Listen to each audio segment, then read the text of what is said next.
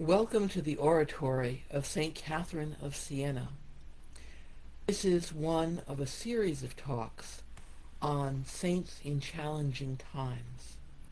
Today's subject is Arnold Harris Mathew, who was one of the founders of Independent Catholicism. He was a bishop, a reformer, and perhaps even a saint for troubled times.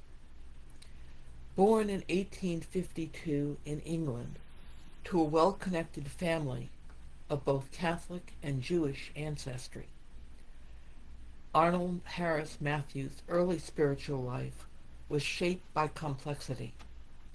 He was originally ordained a Roman Catholic priest, but later joined the Old Catholic Church of the Netherlands in a protest against papal infallibility, which had been defined at Vatican I in 1870.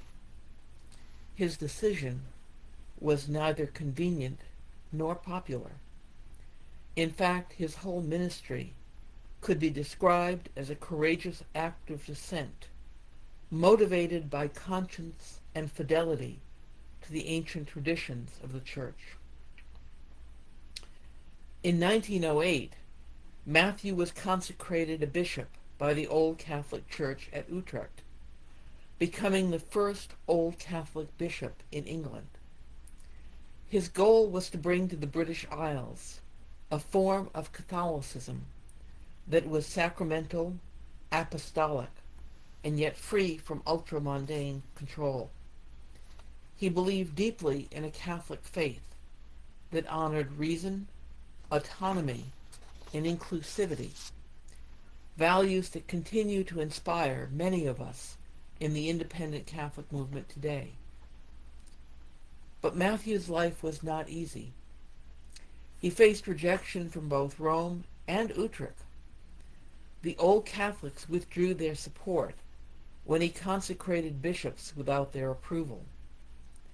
The Roman Catholic Church denounced him as a schismatic. His own clergy sometimes turned on him. Still, he continued to preach the gospel, to celebrate the sacraments, and to defend the rights of local churches to govern themselves. He lived out his faith with humility, even as he experienced increasing isolation in his later years. Some critics call Mathew erratic or misguided, but saints are often misunderstood in their own time. What if we saw him instead as a witness to truth in an age of institutional rigidity? What if we honored him as a man who stood up for conscience, who preserved apostolic succession for future generations, and who believed in a Catholicism that could breathe more freely? In many ways, Mathew bore the wounds of a divided church in his own life. And yet, through him, countless independent Catholic churches today trace their lines of ministry, sacraments, and renewal. His struggles were not in vain. They were seeds planted in rocky soil, seeds that against all odds have borne fruit. So perhaps it's not too bold to say that Bishop Arnold Harris Mathew may be considered a saint, not because he was flawless, but because he was faithful. In times of confusion, he sought clarity. In a church defined by power, he chose pastoral service. In an age of fear, he stood for freedom.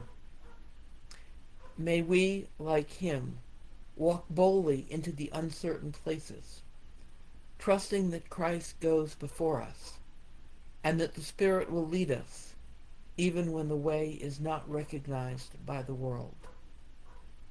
Amen. There will be other talks in this series.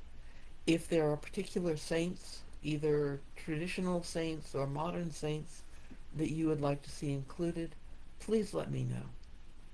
Thank you for listening, and God bless you. Amen.